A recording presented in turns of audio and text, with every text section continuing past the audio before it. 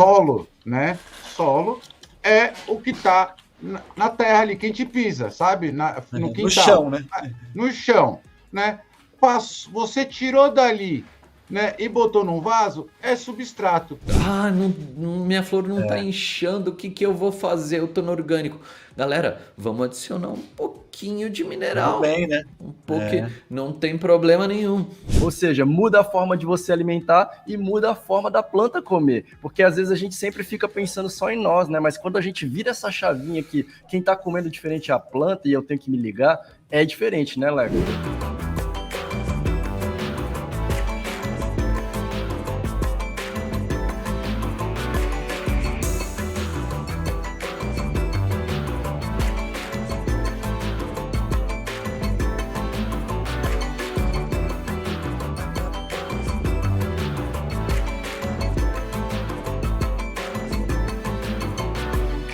Hoje o assunto, Lecão, é justamente o substrato, que também, assim como o VPD, é uma parada que muita gente aí tem dificuldade de entender.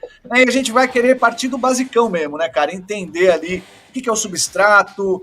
A gente sabe que tem vários tipos de insumo que podem compor esse substrato. Então, para começar, o que é o substrato e por que ele é tão importante para o cultivo da cannabis, cara? Quando a gente fala substrato, a gente está falando de uma mídia de cultivo, né? Quando a gente fala de uma mídia de cultivo, independentemente de hidroponia, de orgânico, a gente só está falando sobre aquela onde a rizosfera vai conseguir crescer e onde a planta vai poder se desenvolver, porque a gente não pode esquecer que quanto mais a gente tem de biomassa de raiz, mais a gente produz em cima da planta. E daí a gente, falando de substrato, às vezes a gente fica pensando muito só em substrato inerte ou substrato orgânico, mas nós temos o Tiagão aí, por isso eu quis convidar ele para a gente trocar junto essa ideia, todo mundo, porque tem a hidroponia que é num substrato, tem a hidroponia que é na água, diretamente na água, tem hidroponia que é num mist, só naquela umidade, só naqueles aspersores, né? Então existem várias mídias de cultivo e a gente está aqui para elucidar um pouco mais sobre isso. Ô, Tiagão, porque sempre fica aquela questão, né? A galera que está chegando no cultivo ainda, vai numa floricultura ali para pegar um substrato e ele encontra lá nomenclaturas como a terra preta, terra vegetal, humus de minhoca, terra de composteira, e fica na dúvida ali, né? O que é esse tal? É a mesma coisa tudo? A terra é a mesma coisa que o solo, que o substrato, né, Tiagão? Então fica esse embaralhamento ali na mente, né? Eu gosto de uma frase que o Rafa do Suruma nos trouxe uma vez, cara. Que ele simplificou demais isso. Solo, né? Solo é o que está na terra ali, que a gente pisa, sabe? No quintal. No chão, né? No chão, né? Você tirou dali, né, e botou num vaso, é substrato. Esse substrato é uma terra, é uma turfa, é uma perlita, é uma vermiculita, é uma fibra de coco, é uma espuma fenólica, ou é uma argila expandida. Então, ou seja, o substrato é aquilo que está retirado, né, do meio ambiente e está num vaso. E solo é tudo que está lá na terra, né, lá no chão, na Pachamama, como diziam os velhos incas, né, os maias, os astecas lá na Pachamama, né? Então ali o que importa é essa composição, né, Leco? Solo é lá. Essa composição do que tem nessa mistura aí de insumos é o que vai dar essa qualidade para a planta crescer, né? E é muito simples isso, a gente fica falando em termos técnicos aqui, mas é super simples.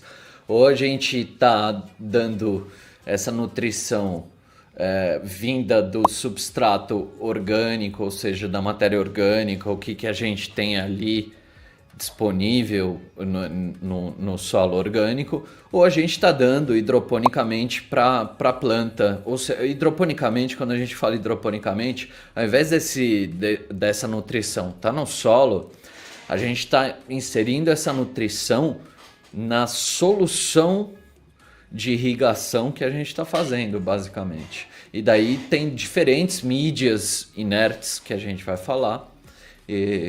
para a hidroponia e diferentes tocadas no orgânico, organomineral, que a gente também vai comentar um pouquinho. Tico, acho que é aquela questão dos tipos desses substratos, né? Então a gente vai ver alguns tipos de insumo que já trazem na sua composição alguma nutrição para aquela planta começar a se alimentar, e outros não vão ter nada de nutrição, só vão ser ali o composto para dar uma aeração, para facilitar o grau de enraizamento. Então tem essas diferenças no cultivo se você parte de como que você vai alimentar aquela planta, né, cara? O que muda nesse tipo, nas diferentes mídias, né, como o Leco gosta de trazer, é não só a forma de você alimentar a planta, mas a forma da planta comer, né? Porque em um tipo de mídia a planta vai comer por indução, ou seja, aquela nutrição vai estar disponível nessa solução e ela vai fazer essa absorção, e na outra, né, a planta vai precisar conversar com esse meio ambiente, interagir com esse meio ambiente, esperar processos desse meio ambiente para ter acesso a essa nutrição. A mídia viva, né, vamos dizer assim. Ou seja, muda a forma de você alimentar e muda a forma da planta comer. Porque às vezes a gente sempre fica pensando só em nós, né? Mas quando a gente vira essa chavinha que quem está comendo diferente é a planta e eu tenho que me ligar, é diferente, né, Leco? A gente já falou isso, eu acho que umas 2 ou 3 lives, mas é legal repetir. Existem 2 tipos de cultivo. Quando a gente faz a inserção de uma nutrição com uma salinidade alta, onde praticamente essa nutrição é intravenosa, a gente tira a capacidade da planta dela escolher o que ela precisa nesse substrato. O que a gente está fazendo? A gente está inserindo goela abaixo o que... Não estou dizendo que é bom, você bom quer, nem né? ruim. Uhum. Não estou dizendo que é bom nem ruim. Eu só estou dizendo que assim, existem métodos diferentes. E daí quando a gente dá oportunidade para essa planta buscar o que ela quer, aí muda de figura.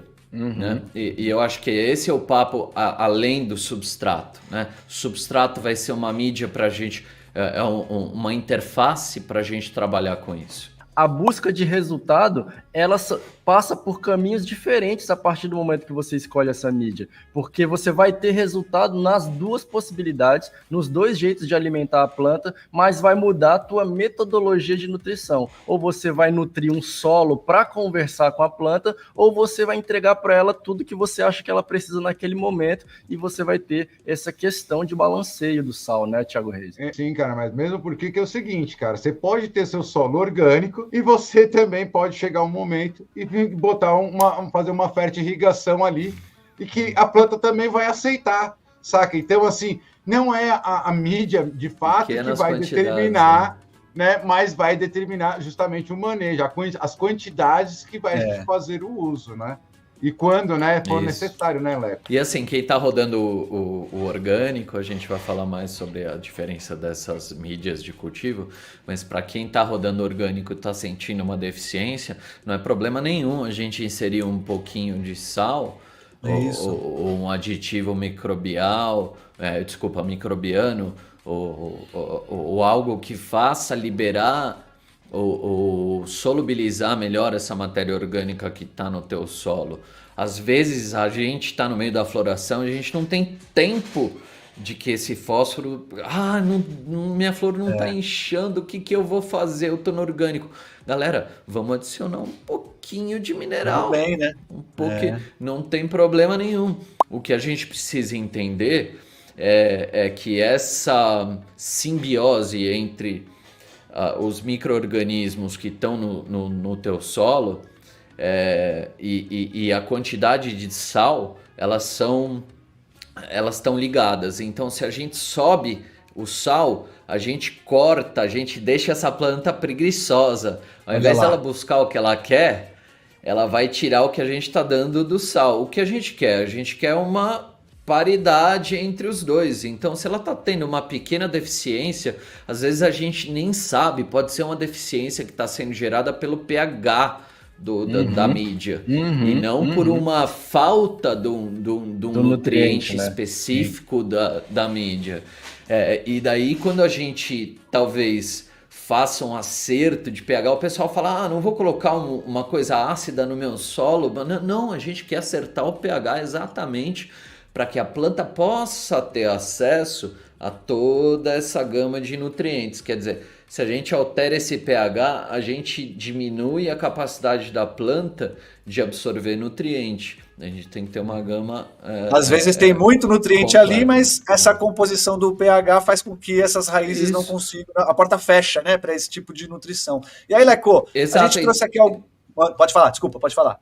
Não, e daí só queria emendar, porque entra, por isso que eu queria que o Thiago participasse, porque isso está diretamente ligado ao VPD. Exato, ó. Esse link agora dessas duas aulas fica nítido agora, né? Porque Aula do Leco! Se o VPD não tiver equilibrado, ela não vai ter essa capacidade de absorver os nutrientes do substrato. Então, como uma coisa linka a outra, né, Tiagão? Não tem jeito, cara. O cultivo é esse global de todos esses parâmetros. E se um tiver desregulado, a planta vai estar estressando, né, cara? Exatamente, cara, que é o que ele estava falando. O VPD não tem nada a ver com a planta, porém, né, Leco, ele justamente é o que cria as condições para a planta poder criar esse fluxo, né, de evapotranspiração, né? Ele que colabora para que a planta tenha esse fluxo de uma forma mais saudável, né? Esse vídeo tem o oferecimento de Suruma Jardinagem, Grow Power, Gorilla Microbes, Ganza App, Flower Mind, DNA 420, Delta G, Santa Semente. Quando a gente tem um VPD correto e a gente tem um pH incorreto no solo, o que acontece? A planta abre os estômatos, ela começa a fazer essa transpiração e daí ela tenta puxar algo da mídia que ela não tem acesso. Exatamente, às vezes... Ou puxa muito de um e não consegue puxar outros, né? Porque o pH não deixa, né? Não deixa eles disponíveis, né? Exato, e daí é super importante a gente simplificar isso tudo, porque às vezes a gente fala nesses termos, pô, tem muito cultivador iniciante, a gente está aqui já pedalando há muito tempo, mas vamos simplificar isso. Quando a gente fala de VPD e de pH, o VPD, ele estando, obviamente,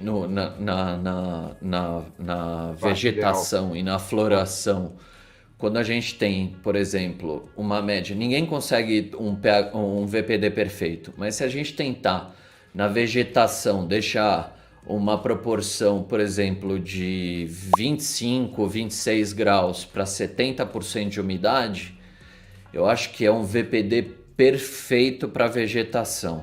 Legal. Para clones, eu acho que 75, 80% de umidade e uma temperatura um pouquinho até mais alta, 26, 27, talvez você possa baixar para 24, mas aí a gente está saindo fora da pressão que a gente quer de hectopascal. Mas para clones, 75, 80% de umidade e uma temperatura de 25 graus, 26 graus, para vegetação 26, 25 graus, 70% de umidade. Para floração, a gente pode baixar um pouco essa temperatura, se for possível, para 24 graus, 23 graus. Depende da iluminação, a gente vai falar de HPS e VPD rapidinho, mas se você puder manter em 55, 60% de umidade, esse VPD para vocês aí manda ver que vai dar bom. Vai dar bom. O interessante, só antes da gente voltar para o substrato, é só a gente entender uma diferença entre HPS e LED. O VPD da HPS, ele é diferente, porque na HPS a gente tem infravermelho, então a temperatura da folha ela costuma ser um pouco maior, né? Então esse VPD, a planta normalmente vai transpirar um pouco mais numa temperatura um pouco mais alta, e daí é um pouco diferente do LED. No LED a gente não tem infravermelho. A gente tem um pouquinho de infravermelho em algumas luminárias, mas não é o suficiente, não é igual uma HPS. Então essa temperatura da folha ela vai ser um pouco mais baixa. Então é sempre importante a gente manter esse cultivo um pouco mais quente, talvez 25, 26 graus, para que a planta consiga daí transpirar como ela estivesse transpirando numa HPS. Desculpa. Não, sensacional. Não. Eu quero até partir daí, porque é essa ambientação. Olha só como é tudo interligado, galera. Essa ambientação vai estimular a abertura dos estômatos, vai fazer com que a planta perca água. Ao ela perder água, ela vai querer água. Essa água que vai estar lá no substrato vai estar contida de nutrientes que ela vai assumir e vai gerar ali a célula vegetal, né? A possibilidade dela produzir célula vegetal. Porque a galera quer bud, né, mano? Assim, a gente ainda trabalha, né, assim, muito com o público, Leco, que vem querendo bud, né? E a gente sabe que a gente, sim, quer bud, mas a gente quer resina. E uma planta, para produzir resina, ela tem que estar bem alimentada, bem estruturada, né? E também tem que estar ali pensando, pô, eu preciso me reproduzir, porque eu tô me sentindo muito bem. Eu tô uma delícia, tô até sapecando aqui de tricoma para você, tô querendo. Né? Você tem que deixar a menina assim, ó, daquele jeito. Então é essa ambientação. E tá tudo interligado. Brisei agora, mas ó, foi isso. Vou fazer uma analogia agora com um carro que todo mundo gosta. A gente pega e mete uma turbina num carro, né? Aí você põe uma gasolina porcaria. O que acontece? Você não vai ter uma eficiência boa, né? Quando a gente está falando de VPD, quando a gente abre os estômatos dessa planta e ela começa a captar CO2 da forma que a gente quer, e ela está na temperatura e umidade correta para que esses estômatos abram, a gente tem uma eficiência absurda. Quer dizer, ela vai estar rodando na gasolina pódio, saca? Sim. Eu diria assim, eu faria analogia assim, Leco.